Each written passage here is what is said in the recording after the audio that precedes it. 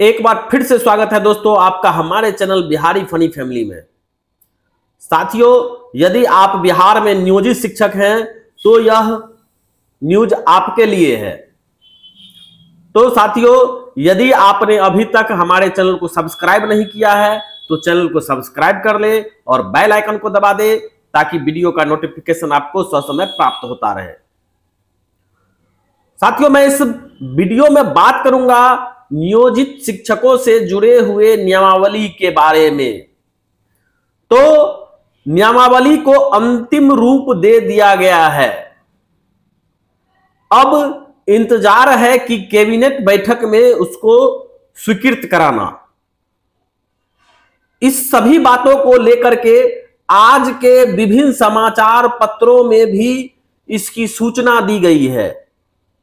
हालांकि जितने भी न्यूज पेपर हैं उसमें आप देखेंगे कि कई मुद्दों के बारे में स्पष्ट जानकारी नहीं दी गई है, या जानकारी दी भी गई है तो हमें जो सूचना प्राप्त हुई है सचिवालय स्तर से उससे भिन्न सूचना दी गई है।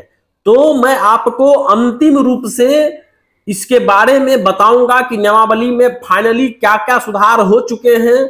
मैं एकदम पुख्ता जानकारी देने जा रहा हूं। तो सबसे पहले हम देखते हैं कि आज के समाचार पत्रों में क्या दिया गया है। पहले आप इस समाचार पत्र को देखें, उसके बाद हम बताएंगे, इसके बारे में डिटेल बताएंगे कि समाचार पत्रों में जो दिया गया है उनसे भिन्न, उनसे अलग क्या है, क्या आने वाला है नियमावली में। तो आप वीडियो में अंत तक बने रहें। चलिए पहले देखते हैं इस समाचार पत्र को। देखते हैं इस समाचार पत्र को। इसका हेडिंग जो दिया गया है, राज्यकर्मी बनेंगे नियोजित शिक्षक, नियमावली तैयार। हालांकि हमने भी बोला है कि नियमावली अंतिम रूप से तैयार है। तो शिक्षा विभाग सरकार से मंजूरी लेने की तैयारी में, स्वक्षमता परीक्षा में उत्तीर्ण होने पर मिलेगा दर्जा। राज्य के करीब 4 लाख नियोजित शिक्षकों को राज्यकर्मी का दर्जा जल्द मिलने की उम्मीद है। इसके लिए नियमावली को शिक्षा विभाग ने अंतिम रूप दे दिया है, जिस पर राज्य सरकार से मंजूरी लेने की तैयारी है। शीघ्र ही इस पर मुहर लगने के आसार हैं। सरकार की मंजूरी के बाद नियोजित शिक्षकों की स्वक्षमता परीक्षा लेकर उत्तीर्ण होने वालों को राज्यकर्मी का दर्जा दे दिया जाएगा। इसके बाद उन्हें बिहार लोक सेवा आयोग से बहाल शिक्षकों के समतुल्य वेतनमान और अन्य सुविधाएं मिलने लगेंगी। मालूम हो कि विभाग ने बिहार विद्यालय विशिष्ट शिक्षक नियमावली 2023 का प्रारूप 11 अक्टूबर को जारी किया था। इस पर सुझाव और आपत्ति की मांग की गई थी। 1 लाख से अधिक के सुझाव विभाग को ईमेल के द्वारा प्राप्त हुए। इन सुझावों पर विचार करने के बाद नियमावली को अंतिम रूप दिया गया है। सूत्रों के मुताबिक शिक्षा विभाग ने नियोजित शिक्षकों की स्वक्षमता परीक्षा नहीं लिए जाने को वाले सुझाव को नहीं माना है। बिहार विद्यालय परीक्षा समिति इन शिक्षकों की स्वक्षमता परीक्षा लेगी। इस परीक्षा में उत्तीर्ण होने के लिए अधिकतम 3 मौके दिए जाएंगे। प्रारूप में साफ किया गया था कि स्वक्षमता परीक्षा पास नहीं करने वालों की सेवा समाप्त कर दी जाएगी। अब है विशिष्ट शब्द हटाने की तैयारी। स्वक्षमता परीक्षा पास करने वाले नियोजित शिक्षकों को विशिष्ट शिक्षक कहे जाने की बात नियमावली में लिखी गई थी। इस पर भी बड़ी संख्या में सुझाव आए थे कि विशिष्ट शब्द को हटा दिया जाए। जानकारी के अनुसार विशिष्ट शब्द को हटाने पर सकारात्मक रूप से विचार किया जा रहा है। विभाग ने यह भी साफ कहा है कि स्वक्षमता परीक्षा पास करने वाले शिक्षकों का जिला संवर्ग होगा। मालूम हो कि वर्तमान में ये सभी नियोजित शिक्षक त्रिस्तरीय ग्राम पंचायत और नगर निकाय के अधीन आते हैं। वहीं यह भी प्रावधान किया गया है कि बिहार लोक सेवा आयोग से सफल हुए नियोजित शिक्षक अगर अपने पुराने स्तर पर ही बना रहना चाहते हैं तो उन्हें स्वक्षमता परीक्षा देने की जरूरत नहीं होगी। यह बिना परीक्षा के राज्यकर्मी का दर्जा प्राप्त करने के हकदार होंगे। स्थानांतरण की बात है, जिले के बाहर और अंदर स्थानांतरण की होगी सुविधा।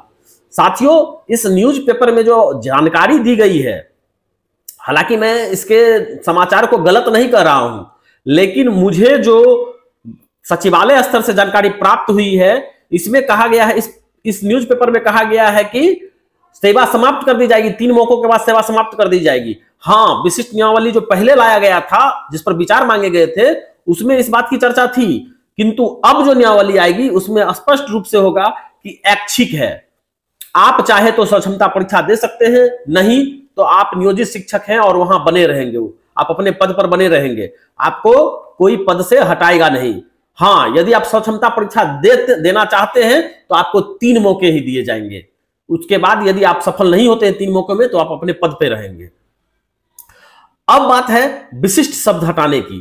तो मैं अपने पहले वीडियो में भी कह चुका हूं कि विशिष्ट शब्द को हटा दिया गया है। इसमें कहा जा रहा है कि विचार किया जा रहा है, लेकिन मैं दावे के साथ कह रहा हूं कि विशिष्ट शब्द को हटा दिया गया है। अब विद्यालय अध्यापक के नाम से आप जाने जाएंगे। ब्रैकेट में वहां पे लिखा रहेगा समायोजित शिक्षक। शेष सारी सुविधाएं बीपीएससी वाले शिक्षकों के समान दी जाएगी, उसमें कहीं से कुछ गलत नहीं है। अब रही परीक्षा की तिथि की बात, तो विभिन्न न्यूज चैनल और समाचार पत्र, यूट्यूब चैनल के द्वारा यह कहा जा रहा है कि 17 दिसंबर को परीक्षा होगी। मैं आज से 1 सप्ताह पहले ही अपने वीडियो में स्पष्ट रूप से कह दिया था कि परीक्षा की 2 संभावित तिथि है, 17 दिसंबर और 24 दिसंबर। मैं इस वीडियो में स्पष्ट रूप से कह देना चाहता हूं कि ज्यादा संभावना है कि परीक्षा आपकी 24 दिसंबर को आयोजित की जाएगी। उससे पहले परीक्षा की संभावना नहीं दिख रही है। अब रही बात वेतन आदि की, तो वेतन वगैरह भी आपको बीपीएससी वाले शिक्षकों के समान ही मिलेगा। हां, आपको जो है वेतन संरक्षण का लाभ मिलेगा, सेवा अवधि का लाभ मिलेगा। इस हिसाब से नियोजित शिक्षक जो है बीपीएससी वाले शिक्षक से सीनियर हो जाएंगे। वैसे नियोजित शिक्षक जो स्वक्षमता परीक्षा को पास कर लेते हैं वह बीपीएससी वाले शिक्षकों से सीनियर हो जाएंगे। रहा प्रमोशन की बात, तो प्रमोशन का भी चर्चा नियमावली में स्पष्ट रूप से किया गया है, एनपीएस का भी चर्चा किया गया है।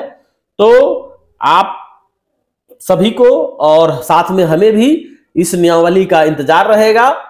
इस वीडियो में इतना ही। अंत तक बने रहने के लिए आपका धन्यवाद।